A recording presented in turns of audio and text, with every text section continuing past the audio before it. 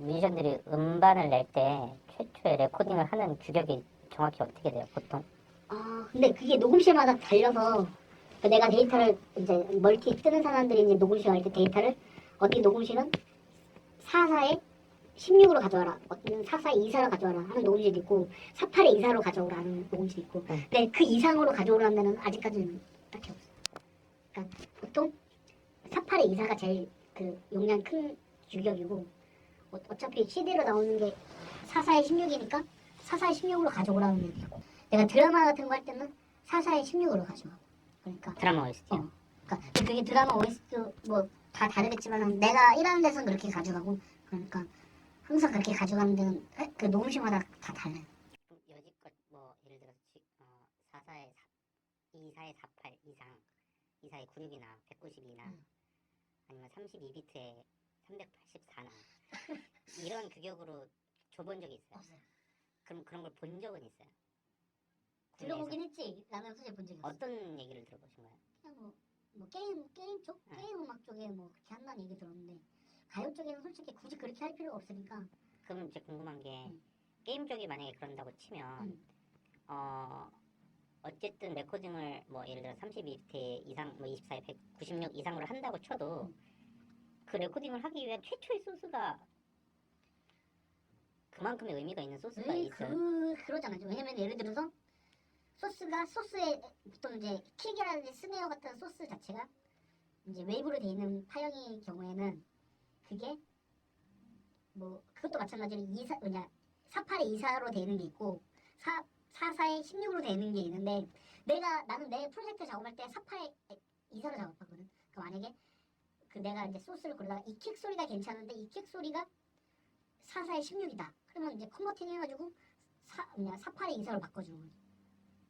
그러니까 그 포인트인데 최초의 음악을 만드는 소스 자체가 그 24비트에 96이나 24에 192 이상의 그 소스가 있냐는 거죠. 그런 거였어요.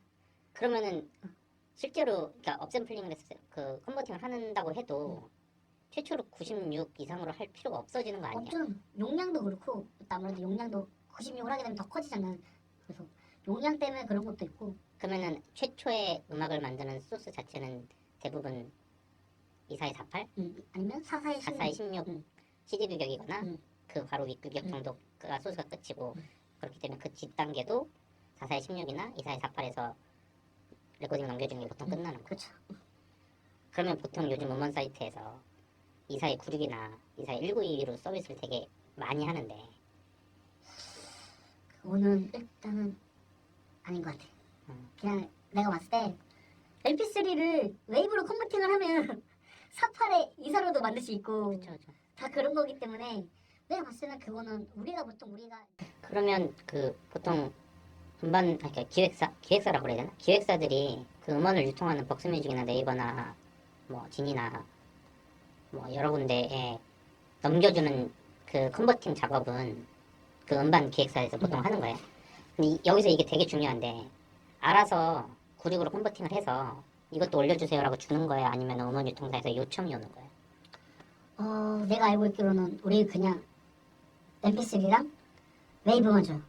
보편적인 거는 MP3랑 웨이브 그냥 원음을 준다는 거죠. 그래서 그렇게 주면 거기서 아마 자기네들이 컨버팅을 해가지고 만드는 것 같아요. MP3는 320으로 가요? 아무래도 320. 보통 320으로 가고 320으로 웨이브를 320 한 거를 두 개를 가면 가는데 요청이 오는 경우도 있기는 하나. 그때 줘요? 안 주죠.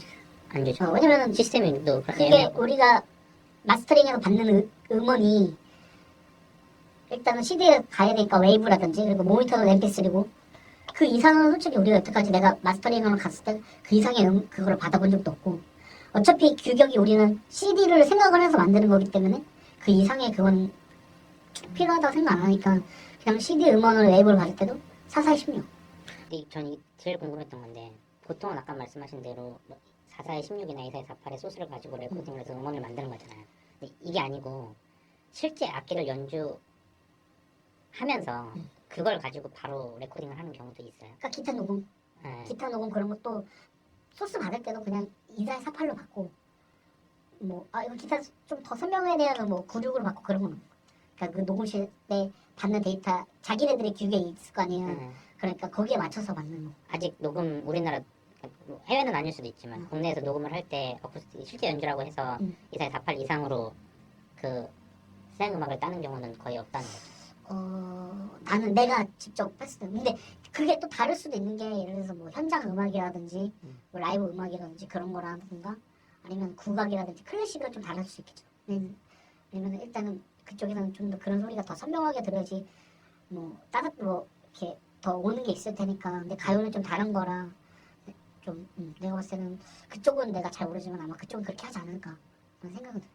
이거는 근데 제가 궁금한 건데, 그러니까 실제로 악기를 연주를 하는데 이게 이사의 48이 아니라 이사의 96으로 녹음을 해서 확연히까지는 아니라도 분명한 차이가 느껴지게 하려면 악기부터 시작해서 스피커나 모든 게 엄청나게 조건이 좋아야 될 것 같거든요.